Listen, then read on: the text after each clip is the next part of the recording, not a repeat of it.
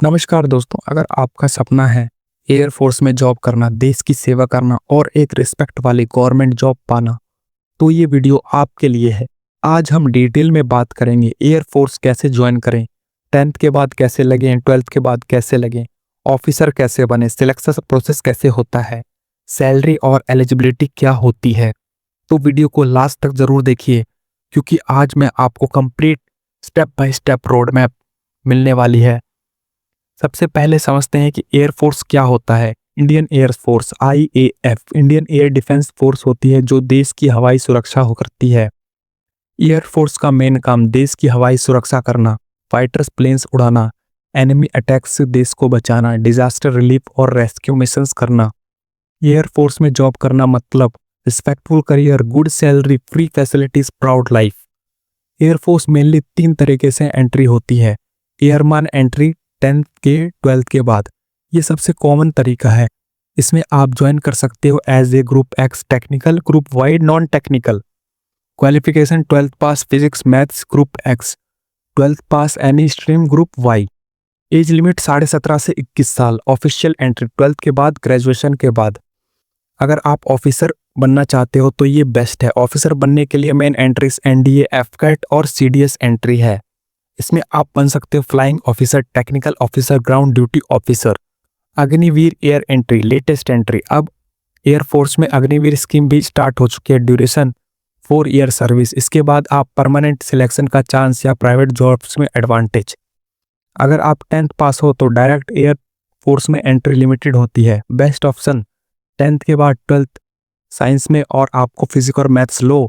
इसके बाद group x में अप्लाई कर सकते हो, NDA एग्जाम दे सकते हो। इंपॉर्टेंट टिप्स, मैथ्स और फिजिक्स में स्ट्रांग रखो, फिजिकल फिटनेस मेंटेन करो। 12th के बाद एयरफोर्स ज्वाइन करने के मेन 2 ऑप्शन होते हैं। अगर आप 12th में PCM से पास हो तो आप NDA एग्जाम दे सकते हो।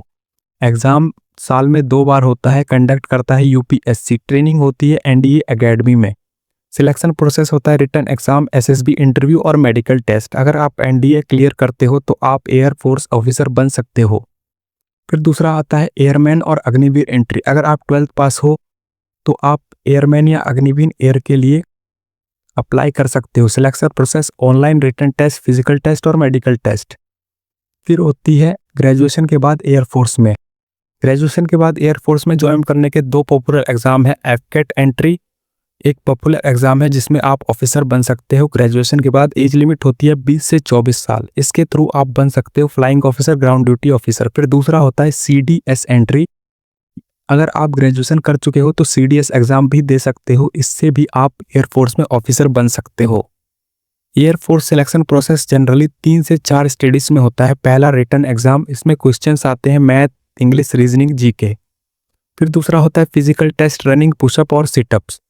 आपको फिजिकली फिट होना बहुत ज़रूरी है। फिर तीसरा होता है medical test, eyesight, height, weight, overall health.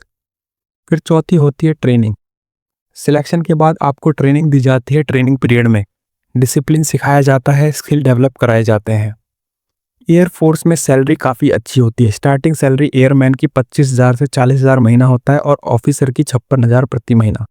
उनके बाद उनको facilities, free accommodation, free medical, canteen facility, pension benefits होते हैं। तो दोस्तों, अब आपको समझ आ गया होगा कि एयरफोर्स में कैसे लगे स्टेप बाय स्टेप। अगर आपको सपना है देश की सेवा करना और एक प्राउड लाइफ जीना, तो आज से ही प्रिपरेशन स्टार्ट कर दीजिए। अगर वीडियो हेल्पफुल लगी हो तो लाइक करें, शेयर करें, चैनल को सब्सक्राइब करें और कमेंट में ज़रूर बताएं आप एयरफोर्स में पोस्ट पर किस जाने की, एयरमैन या एयरफोर्स। जय हिंद।